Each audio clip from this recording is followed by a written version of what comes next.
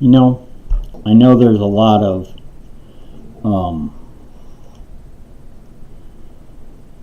people that won't even turn on my posts, but I'm still going to continue to do them, and if it helps one or two people, then it's fine with me.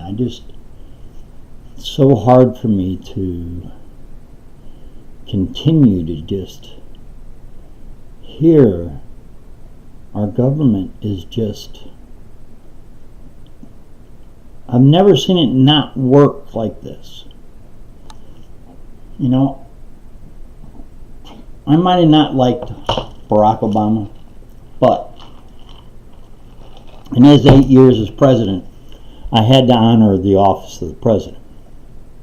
But the more that comes out about how he ran his government, the more it just completely just pisses me off. Okay?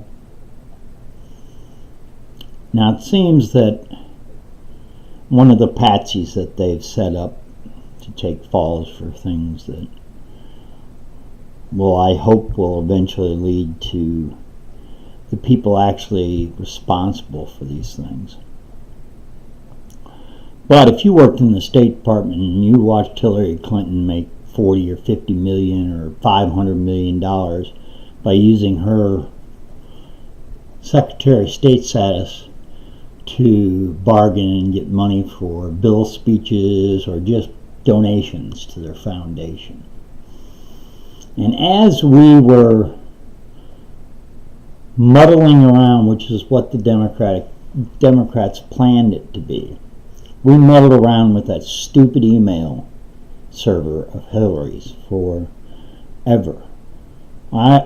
Since the beginning, when Eric Holder gave her 18 months head start to get rid of them, I knew you weren't going to ever find a true smoking gun.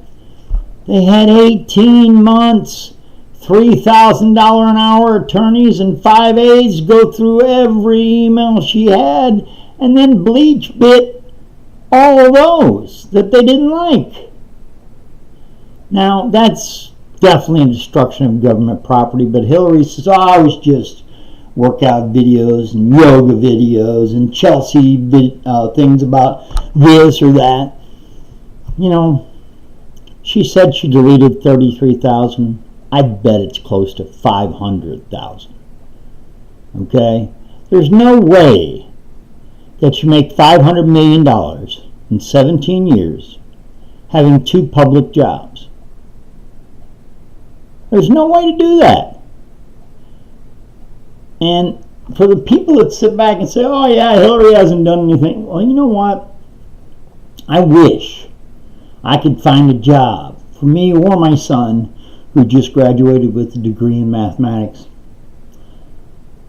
I wish there was some way we could find a job where we could make $30 million a year and pretty much do nothing other than give government secrets away, and anything that she could think of selling, she sold. Okay? And then we look on the other side of the equation, and we have a president that is so paranoid, so thin-skinned, so insecure, that he bugged every room in the White House for sure, and he hired 5 guys from the equivalent of our NSA from Britain, which is called GCHQ. She hired 5, or Obama hired 5 of these guys, and the reason they weren't out of place is because the only persons that we allow to use the system we have set up from the NSA is British intelligence. Those are the only guys that we share this with. So that by them sitting there and coming in every other day or whatever the plan was, because I have no idea really, but how did Obama get all this information? He got it because he bugged everybody. His side, your side, nobody's side. Just anybody that he thought was against him, it could hurt his chances of re-election first, of getting his, Obamacare passed, have the dumbest Secretary of State, House Speaker of Nancy Pelosi, that says, well, you gotta pass the bill before you can read it. Sure, you'd let Trump do that tomorrow, wouldn't you? And what I've been saying for the last 2 weeks, it's coming true. The Democrats have already started coming out about saying, why did Trump use the mother of all bombs? But when he used it, they were all like, oh yeah, do some more. Because I keep telling you, they're trying to do anything possible to make this guy pay and be impeached. And they will lie, cheat, steal, anything they have to do to try to do this. Now, any of you liberals who think this is okay, well, I hope it doesn't happen to you someday. Or your son, or your daughters. I hope it doesn't. Just because you can open your big fat mouth and say one sentence over and over and over and over and over for a 10-minute interview, and you can't change from that sentence because that's the narrative. And you can't think of anything better to say, so you just keep saying the same thing over and over and over. Anybody that's watched one of those interviews, or 100 of those interviews, God, dude, makes me nauseous. I can't stand that. I'd rather puke in the trash can or something than listen to these stupid asses. Okay? So, like I said, no matter what Trump does militarily, the Democrats will fight either side against him. First, they egged him on, stirred up North Korea, stirred up China, stirred up every place they could think of. The Russians are flying Bear bombers towards Alaska every day now. So thanks, Democrats. We really appreciate this. We really appreciate you putting us on the brink of a nuclear war. And you guys don't care. So you must not have any kids or any relatives in Japan or Seoul, Korea, where we have 62,000 American soldiers. Okay? I guess you just don't care about those guys, Let North Korea just do whatever it can to them, that's all right. And then we'll impeach Trump on the way he handled the situation after it happened, what he did in response. This is what destroys America. And you people that think that they're not going to let you fall before they fall, look at this Claire Bowen lady from the State Department. She's almost 70 years old, and she's going to federal prison for being a traitor.